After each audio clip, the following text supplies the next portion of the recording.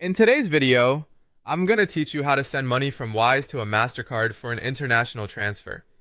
To get started, open the Wise app or go to the Wise website and log into your account.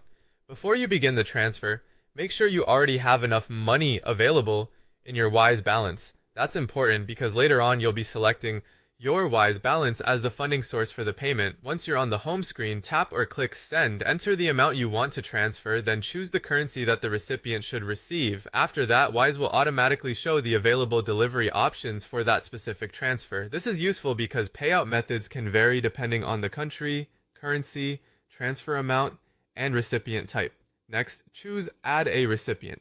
Wise will ask you to select the recipient type shown on screen, and then you'll need to enter the recipient's information.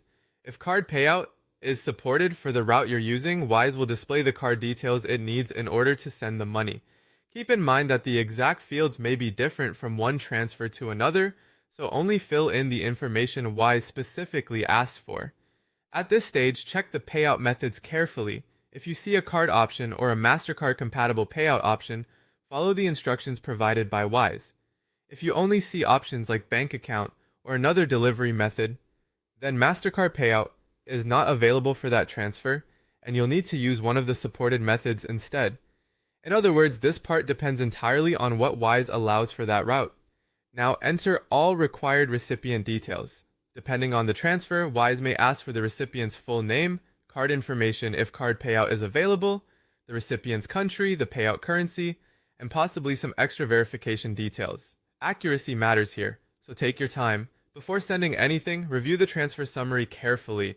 Check the amount you're sending, how much the recipient will receive, the exchange rate, the Wise fee, the delivery method, and the estimated arrival time. Wise shows all of this before you confirm, which helps you avoid mistakes.